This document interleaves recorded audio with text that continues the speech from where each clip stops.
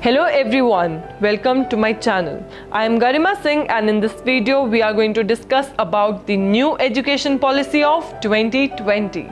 So as we all know, on Wednesday, the Indian government has replaced our 34 years old education policy.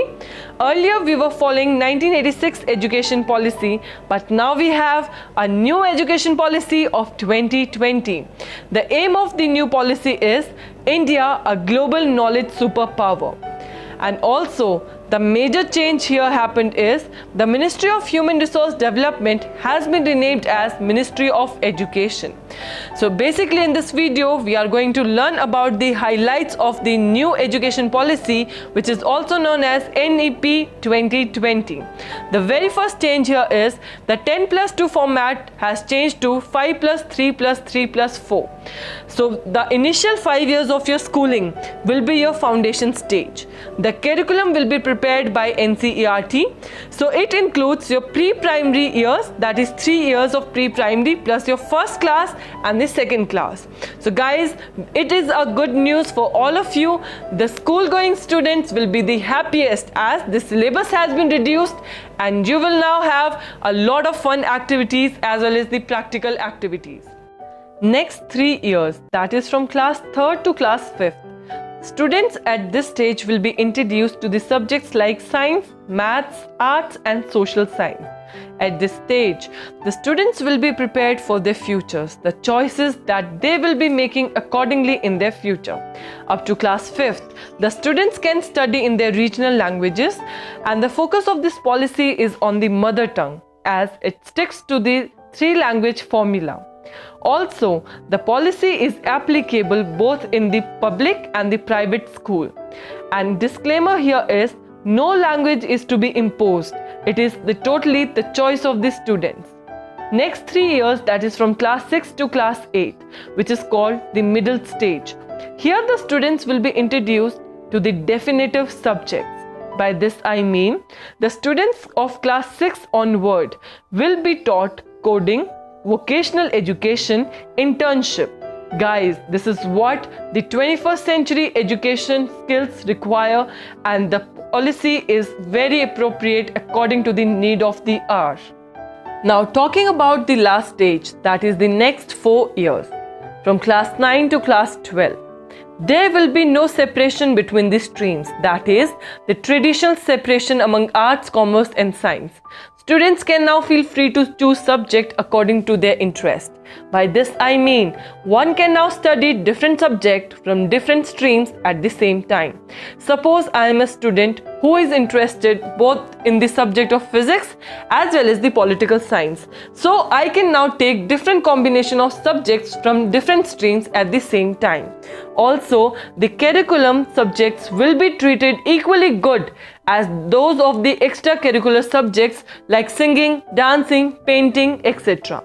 And so by this new policy, the traditional rote learning will be abolished and more focus will be on practical learning. How cool is this, guys? I hope you are liking this new policy of 2020. And also, the yearly exam pattern is changed to semester system. And the final result will be based on the both semester marks. And another very important news here is the 10th class is no more a board class. After talking about the policy, let's see the significance of NEP 2020. Number 1 is the students will have the broader choice of subject. And secondly, it will help in improving the critical thinking, creative thinking, communication and design sense among the students. Also, this policy has expanded the age group of mandatory education from 6 to 14 years earlier to now 3 to 18 years. And also it has led to the low stakes on board exam. How cool is that, right? Also, we have some good news for the college going students and let's see what this policy has brought in for them. Number 1 is there will be a single regulator for the higher education, that is the HECI, Higher Education Commission of India, which will be a single umbrella body for the entire higher education. Second is the multiple entry and exit option in degree course. Confused? Need not to worry, let me elaborate this statement for all of you. By this I mean, one can now leave and continue their degree anytime they want. Suppose I am an undergraduate student studying in the very first year, and due to some of the circumstances I am dropping out in between. So I need not to worry, because I have now option of multiple entry and exit in my degree course. And for this particular execution, we will be maintaining an academic bank of credit, so that the students, if they are dropping out after the very first year, they will get a certificate, and if they are leaving after 2 years, they will get a diploma course. And whenever they feel like to continue their study, they can come back and continue study from the very point they have left. And also, the undergraduate degree will be of 3 to 4 years. If one want to opt for job, the degree will be of 3 years, and if one want to go for research work, the degree will be of 4 years. Talking more about the policy, it has brought in the discontinuation of the MPhil program, and also there will be a common entrance for the universities. Now, let's see the overall significance of the NEP 2020 policy.